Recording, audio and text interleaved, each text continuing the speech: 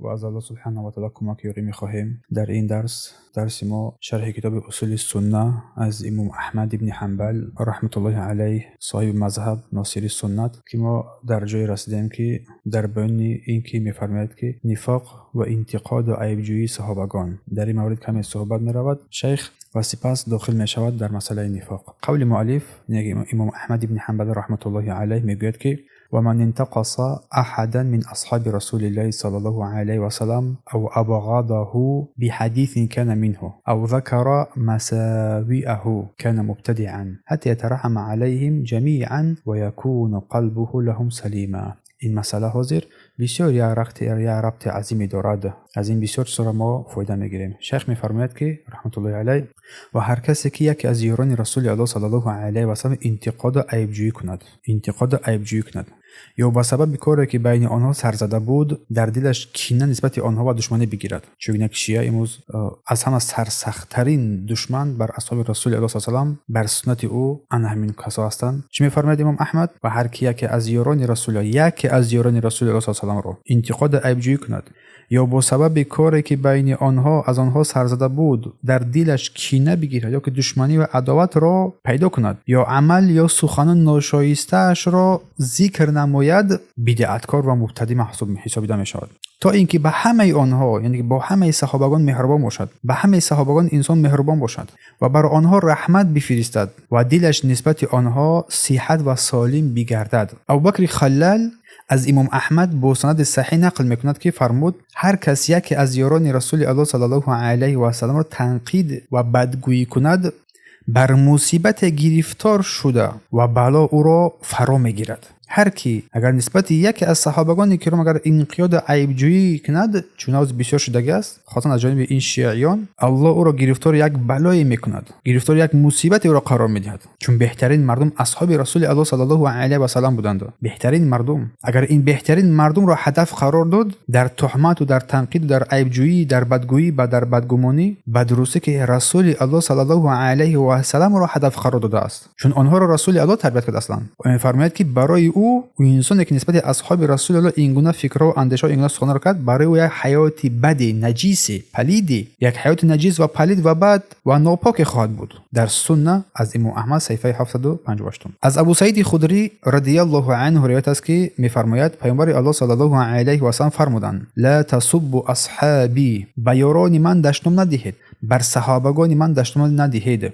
فلو ان احدکم انفق مثل احد، اگر یکی از شما مثل کوه احد نفقه کند، مثل احد ذهبا ما بلغ مد احدهم ولا نصفه، اگر یکی از شما مثل کوه احد نفقه کند، چقدر عظیم است، از طلا خرج کند، با یک یا نیم مد پیمانه به اندازه پوری دو دست یا که نصف آن به صدقه به آنها نمیرسد. در روایت بخاری و مسلم و ابی داود و ترمذی شیخ الاسلام رحمت الله علیه میگوید که اهل سنت و الجماعت از رویش رافضیان، همین شیعیان را از زمان پیش تا حاضر سخنان آنها هست و میمونه و بلکه به کثرت بزرگ شده است. میفرماید اهل سنت و الجماعت از راه و رویش رافضیان که با صحابگان عداوت و دشمنی دارند، با آنها عداوت و دشمنی میکنند و آنها را تحقیر میکنند، نفرت دارند. پس امروز میبینی که این دو دشمن عظیم با همدیگر در جنگ و جدال است. یکیش این یهودی خبیث است، یکی از دشمنان سرسخت‌ترین الله سبحانه و تعالی، دیگر این شیعیان هستند که با نوع لباس نو، با صلاح، با ریش بیشتر از مردم فریفته آنها شده است. پس این سخن رو گوش بده. اهل سنت و الجماعت از رویش این رافضیان که صحابهان با صحابگان کرام عداوت و دشمنی میکنند و آنها را تحقیر میکنند، آنها یعنی اهل سنت نفرت دارن از اینها تا روز قیامت. و آنها نیز یعنی اهل سنت از رویش نواصب نیز که اهل بیت رو در گفتار و کردار در قلب و عمل آزار میدهند، از آنها براءت بیزاری میجویند. و اهل سنت آن کسانی هستند که بحث و جنگ و جدال رو میان صحابه ها از خود را از آن خودداری میکنند. و میفرماید که روایاتی که درباره اعمال ایشان گفته شده است، که عملهای ایشان گفته شده است، بعضی از آنها دروغ است. نسبت صحابگان سخنان زشت بسیار است. بعضی از آنها دروغ است، بهتان و تهمت است.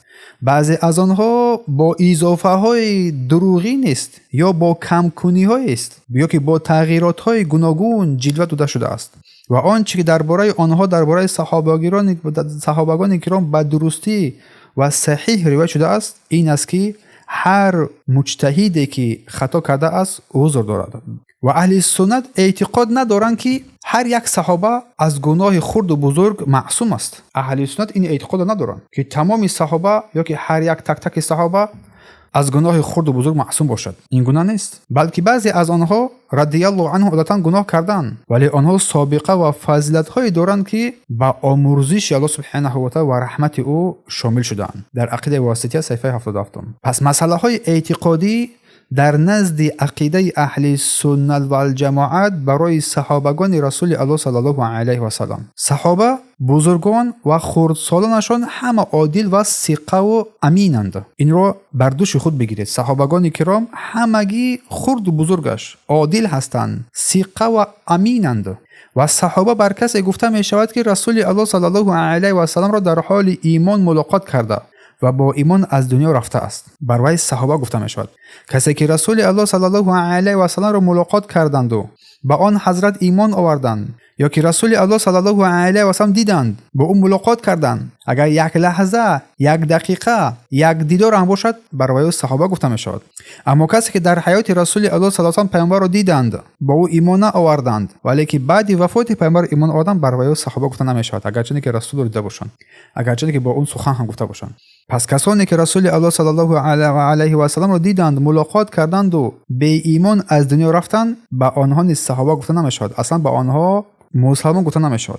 اما کسانی که پیامبر صلی الله علیه و سلم را دیدند، با او ملاقات کردند، با او گفتگو کردند، با او ایمان آوردند، اگر یک لحظه، یک ثانیه، یک دقیقه با او نشسته باشند یا نه، پس با صحابه گفته می شود. یا که برعکس این او را دیدند، ایمان آوردند، بعد وفات پیامبر ایمان آوردن، برای صحابه گفته نمیشود دیگر، برای تابعین گفته میشود. و کمبودی های صحابه از اصول اعتقاد اهل سنت و الجماعت این است که کمبودی های صحابگان کرام رضی الله عنهم، آنچه که میان آنها رخ داده است، نباید ذکر شود. پس صحابه ها مثل تمام انسان ها از گناهان خرد و بزرگ خالی نیستند، بلکه قدر آنها را دانستن، عزت و احترام کردن برای ما لازم است. همیشه نسبت صحابگان کرام رحم دل بودن و نسبت آنها به هیچ وجه گمانهای بد نکردن و لعنت و دشنام بر صحابگان کرام و فحشا گفتن بر آنها این گمراهی است. گناه بر بالای گناه است، بلکه کفر هم هست. پس آیا دشنام دادن بر صحابگان کفر است یا نه؟ سوال می شود. دشنام دادن بر صحابگان کرام این بر دو قسم تقسیم می شود. اگر خلیفه های راشدین ابوبکر، عمر، عثمان، علی و عشره مبشره که همه اینها بر بهشت مژده داده شدند و آن کسانی که از صحابگان کرام بر بهشت مژده داده شدند، خدیجه و دیگر صحابانی که هستند، اگر نسبت آنها سخن گفته شود، سخن زشت گفته شود، پس او انسان کافر مرتد حساب نمی شود، مثل انمی افراطیانی، انمی رافضی ها. و صحابه های باقی مانده درباره آنها حرف زدن و بدنام کردن آنها، در واقع این بدنام کردن دین به حساب می رود، به عدالتی و بدبختی به حساب می رود. و امر آنها، یعنی این کسانی که بدگمانی نسبت صحابه می نمایند، امر آنها در اختیار حاکم مسلمان گذاشته می شود. اگر بخواهد آنها را بکشد، اگر بخواهد آنها را رجم بزند، اگر بخواهد آنها را زندانی کند، هر چی برای آنها بکند سزاوار است. پس هر کسی که اگر صحابه را دشنام بدهد، جزای او چی هست؟ چی جزای برای او گذاشته می شود؟ هر کسی که اگر صحابه را دشنام بدهد، نسبت صحابه سخن زشت بگوید، جزای او زبان او را بردن است. جزای او زبان او را بردن است. و عمر رضی الله عنه، عمر بن خطاب میخواست این عمل را انجام بدهد، این کار را انجام بدهد. شیخ الاسلام رحمت الله علیه میفرماید که هر کی به حالت و سیرت زندگی مردمان، یعنی صحابگان نظر بکند، میبیند که هیچ کس مانند آنها نیست، هیچ کس مانند آنها شده نمیتواند. و هر خطاگی که داشتند در آن بحر کارهای خیری که از آنها انجام یافته بود محو و نابود گردیده است. محو و نابود گردیده است. و این هم با دلیل همسفری با رسول الله صلی الله علیه و سلم. همسفری آنها با رسول الله و صدقه و کارهای خیرشون در راه الله و نصرت دین الله سبحانه و تعالی. عقیده واسطیه از ابوالعباس و مجموعه فتاوا همچنین. و کسی که عایشه رضی الله عنها را، عایشه مادر مؤمنان را، به چیزی از فحشا و بدکاری متهم کند، به اتفاق مسلمانان و کافر مرتد و مشرک است. چون الله متعال در سوره نور بیگناهی عایشه رضی الله عنها را ذکر کرده است. آیه ها نازل کرده است. حافظ ابن کثیر رحمت الله علیه میگوید که مرد نزد یکی از قاضی ها آمد و عایشه رضی الله عنها را به خبیثی متهم کرد و قاضی امر کرد که او را بکشند، در حال او را بکشند و این فرمانم بر بالای آنها جاری شد. خواری و رسوایی در دنیا و آخرت. وقتی سعد ابن ابی وقاص رضی الله عنه شنید که مرد صحابگان را دشنام می‌دهد، بر علیه آنها بر ضد آنها دعا کرد و سعد رضی الله عنه مستجاب دعا بود.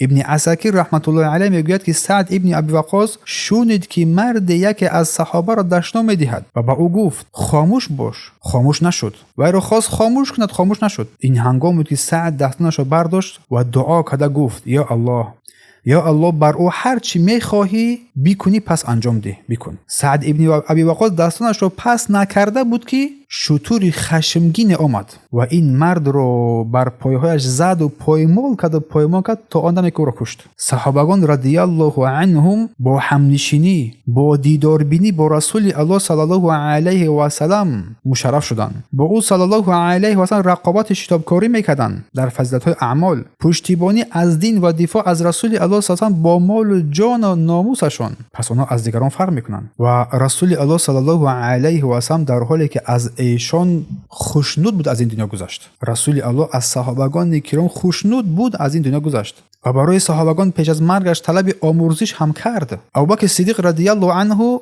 در روز جنگ احد درباره ابو طلحه گفت تمام روز احد برای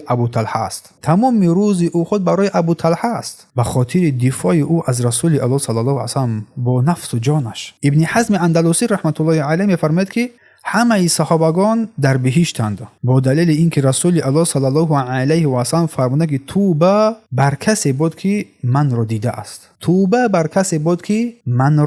دیده است. پس این است بشارت رسول الله صلی الله علیه و سلم بر صحابگان کرام. اما در مورد دلایل روشن و واضحی که ما در درس‌های گذشته در مورد صحابگان از کتاب الله و از سنت بیان کرده بودیم، میتونه با درس‌های گذشته برگردیم و در آنجا آنها را پیدا نمایید. چقدر زیاد